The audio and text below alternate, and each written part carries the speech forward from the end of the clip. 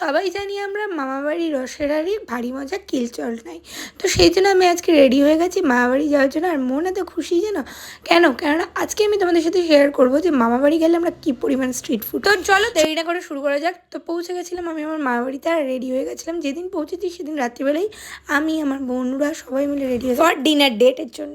কেননা বাইরে গিয়ে খেতে আমাদের ভীষণ ভালো লাগে। তো আসা মাত্রই আমরা সবাই মিলে রেডি হয়ে চলে এসেছিলাম হাটারিতে।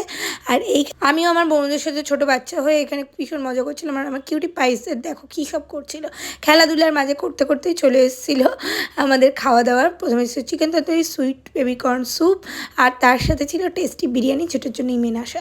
তো দারুণ একটা ডিনার ডেট এনজয় করে চলে এসেছিলাম বাড়ি। আর নেক্সট দিন বোনকে টিউশন বাজে পড়তে দিয়ে চলে এসেছিলাম টাইটানের শপে। আর এখানে এই বাদর ঘড়িটার জন্য পাওয়ার জন্য আমার বোন এইসব করছিল বাদরির মতন। যাই হোক, ওখান থেকে মজা করে চলে এসেছিলাম পাটুলিতে। সেইখানে খেয়েছিলাম টেস্টি কিছু স্ন্যাক্স।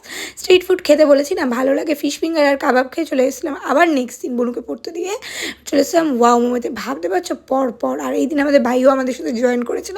আর এখান থেকে নিয়েছিলাম স্টিম মোমো, যেটা খেতে খুবই খারাপ ছিল, বাইরের মোমোর থেকে অনেক খারাপ। তাও আমার বোনরা খুশি ছিল, আমি ওদের সাথে একটু কোম্পানি দিয়ে খাচ্ছিলাম। আর এখানে লাস্ট দিন ছিল আমার তরফ থেকে ট্রিট ফর ওয়াও চিকেন।